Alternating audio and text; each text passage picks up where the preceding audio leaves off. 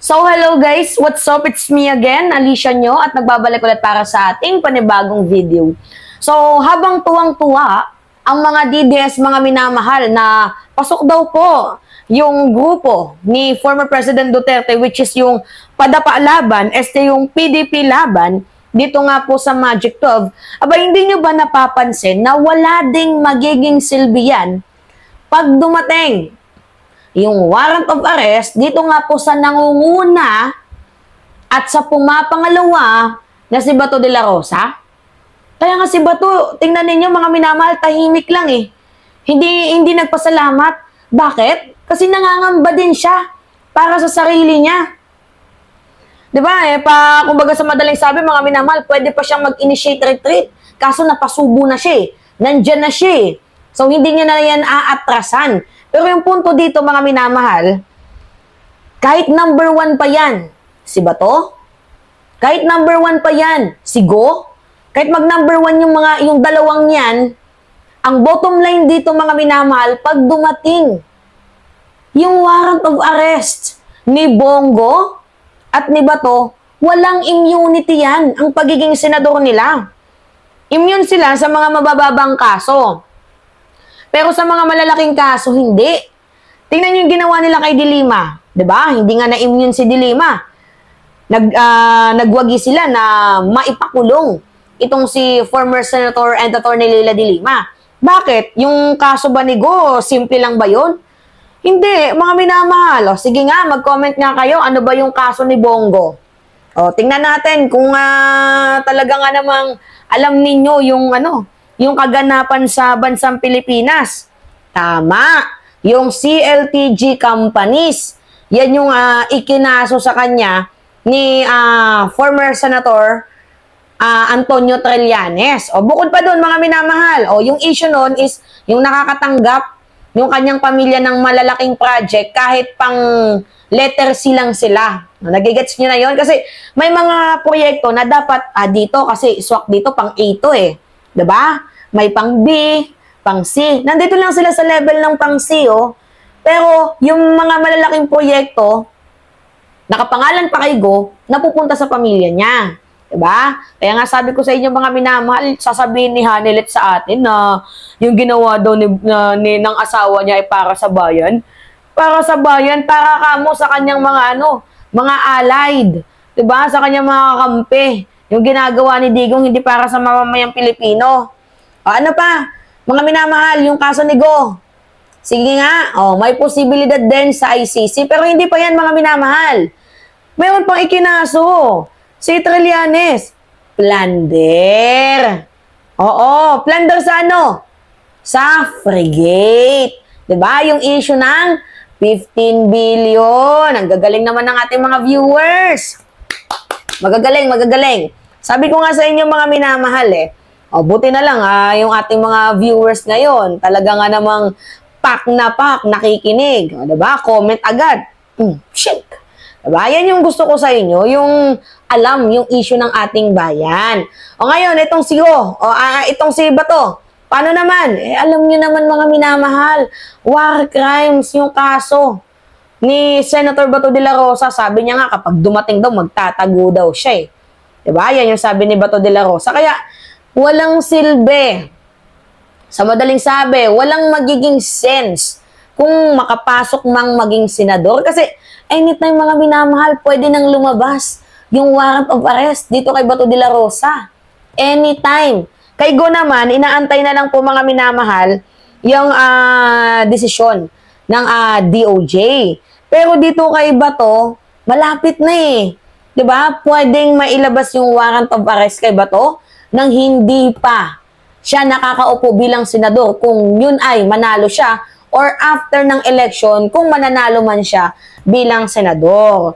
Diba? So, wala pa ding immunity yon. So, kaya nga si Bato, hindi din natutuwa, mga minamahal. Hindi natutuwa si Bato de la Rosa na kahit pasok siya sa top 12 na yan, kahit pangalawa man siya or nangunguna, hindi siya natutuwa kasi alam niyang may kaakibat na pangamba. Kasi magiging walang silbi din yung kanyang pagkapanalo kung siya ay makukulong din sa ICC. Sino yung kasama ni Bato de la Rosa mga minamahal? O si Oscar Albayalde, si Karamat, si Eliazar Mata. 'Di ba? Yan yung mga kasamahan ni Bato de la Rosa. Oo, paano natin nasabi? Merong siyam na tinakpan lang ang pangalan ng ICC na kabilang na nga din doon yung pangalan ni Vice President Sara Duterte. Itong eleksyon na to, laylo pa to, mga minamahal. Wala pa to sa pinaka-highest peak. Kasi yung pinaka-inaabangan talaga dyan, ito preparation lang to Inaabangan dyan is yung sa 2028 sa Philippine President election. At syempre, pagdating ng panahon na yan, mga minamahal, dyan mababago ang sistema ng politika ng bansang Pilipinas. Although nababago naman siya ngayon, pero kapag hindi na upo itong si Sara Duterte, boom, panalo tayo mga minamahal. Talaga nga namang mababago na ang sistema ng bansang Pilipinas dahil may ekesan na itong si BP. Sana nga ma-impeach na. 'Di ba? Sana mga minamahal ma-impeach na itong si Vice President Sara Duterte. Sa dami ba namang katarantaduang ginawa dito sa ating bayan, hahayaan lang ba natin mga minamahal na itong si VP ay magpunyagi? 'Di ba? Hayaan lang ba natin mga minamahal na nanakawan lang tayo sa sarili nating bayan nang wala siyang pananagutan? 'Di ba? Nagigets niyo naman yung punto ko mga minamahal. O, katulad nito. Ang hilig mag-akusa mga minamahal ni Vice President Sara Duterte. Ito pakita ko sa inyo. So, sabi dito mga minamahal, yan kikita ninyo, BBM, pinapabayaan lang si Martin Romualdez kasi ang hilig mag-akusa ni Sara Duterte mga minamahal na involved daw ng bribery. Ito basahin natin. Presidente ka, may speaker ka na involved sa bribery ng Supreme Court?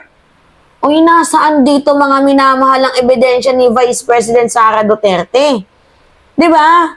Ang hilig niyang mag-akusa pero walang ebidensya. Katulad ng pulboronic video. Ano pa bang asahan natin mga minamahal kay VP Sara? 'Di ba? Sabi pa nga ni Pebbles, kasabwat daw di umano itong si Vice President Sara Duterte dito nga po sa usapin ng tawag dito ng pulboronic video na ipinapakalat nila para ma-destabilize, ma-demonize ang image ni President Bongbong Marcos. Sabi pa dito, may kaso, may witness, pero hindi mo tinanggal yung speaker mo. Ay ngayon, hinahanapan natin ng ebidensya itong si Sara Duterte. Nasaan ang ebidensya mo na itong si House Speaker Martin Romualdez ay involved sa bribery ng Supreme Court? Hindi ka ba nahiya, Vice President Sara Duterte, na ang lakas mong pumuna, na ang lakas mong mag-akusa, tapos pag ginagawa sa'yo, galit na galit ka? 'Di ba? Yan ang mahirap kay Sara Duterte, nag-aakusa without evidence. Dito naman mga minamahal sa impeachment sa kanya, klarado. 'Di ba? Sobrang klarado na mayroong ginagawang katarantaduhan itong si VP Sara Duterte, ba't ayaw mo lang aminin? 'Di ba? May 8 article of impeachment nga Kaya nga sabi ko sa inyo, napakatarantado talaga ng ating Vice Presidente, no? Makapaghusga lang 'Di ba? Yan po yung balita mga minamahal, Sabi diyan, VP Sara, Speaker Romualdez bribe Supreme Court justices. 'Di ba? Vice President Sara accused Speaker Martin Romualdez of bribing Supreme Court justices and said there is a proof of this. But Duterte did not say which case was involved in alleged incident and did not provide any other details. Yan na nga yung punto Mahilig mag-akusa itong si Vice President Sara Duterte pero wala naman siyang ebidensya. Not unlike dito sa confidential funds. Sino si Mary Grace Piatos? Sino si Kokoy Villamin? Sino itong Team Asim? Team Amoy? Diba? Sino itong cellphone na to? Team Cellphone, J. Camote, diba? Banggu. Sino yung mga taong yan? Hindi niya nga masagot ng maayos Diba? Yun may ebidensya kasi merong oversight function, mga minamahal. Ang Kongreso, ang House. Diba? Kaya nga inisplok sila ng COA. Kasi merong nakitaan. Diba? Tapos sasabihin ang galing maghusga, mag-akusa ni VP Sara na, hindi, ganito yan. Si Martin Romualdez ay merong bribery na, involved sa bribery issue. Supreme Court justices. Pero, nung hininga ng ebidensya, abay, wala. Kaya nga sabi ko, dapat ma-impeach na, mga minamahal, itong si Vice President Sara Duterte. Kahiyan to eh. Diba? Sabi dito, sabi niya pa mga minamahal, she made the statement as she denounced the administration for going after her since she stopped following its lead and castigated President Ferdinand Marcos Jr. for letting Romualdez do what he wants with the public funds. Wow ha? Presidente ka? May speaker ka na involved sa bribery ng Supreme Court justices? May video, may kaso, may witness. Yan yung sabi ni Sara Duterte. Hindi mo tinanggal yung speaker mo? Pinabayaan mo siya abusuhin ng pera ng bayan? Paikot-ikot sa buong bansa, namimigay ng pera, na para bang kanya yung pera? Kaysa naman sa ginagawa ninyo, binubulsa yung pera. Ngayon, kung hanapan natin ng ebidensya, nasan ba yung ebidensya mo na involved nga sa bribery? Itong si House Speaker Martin Romualdez. Pero kami, nag-aakusa kami with facts, with evidence na ikaw ay talagang merong ninakaw di umano sa kabanang bayan because of the confidential funds. Diba? Nung ikaw ay nung ikaw ay nasa Department of Education at ikaw na OVP. Diba? May ebidensya. Hindi mo nga masagot kung sino-sino yung mga pangalan na involved na yan.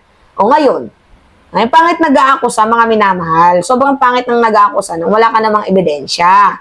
Diba? Kasi bumabalik sa iyo she said Romualdez is supposed to be legislator and yet he spent his time directing the Department of Social Welfare and Development on the distribution of financial assistance. Sino man presidente dito? Mga minamahal, yung ginagawa ni House Speaker ay pagtulong lang po sa ating presidente. Diba? Duterte's statements came as she protests the contempt citation and detention of her Chief of Staff, Zuleika Lopez, by the House of Representative Committee looking into her public funds spending. Kasi nabubuklo na mga minamahal itong si VP Sara. Nahuhuli na Diba? Pansinin ninyo, nakikita na. Kumbaga na, na siya na-chest out na siya Diba? Naaamoy na siya. Kaya kung ano-anong issue yung kanyang ginagawa, instead na sagutin na lang yung mga ipinupukol sa kanya. Ganyan po katindi mga minamahal itong si Vice President Sara Duterte. Kaya wala na talagang bago. Tingnan nyo, nabubulol pa ako. Diba? Now anyway, going back sa ating topic mga minamahal, eto na nga.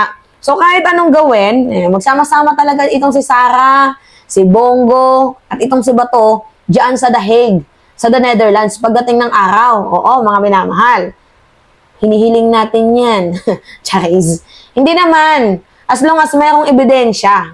Diba? Kaya dapat mapanagot itong mga taong to. So kahit number 1 pa man yan si Bato or kahit nangunguna pa man sa pagka-presidente, itong si Sara Duterte, na-jude effect yan.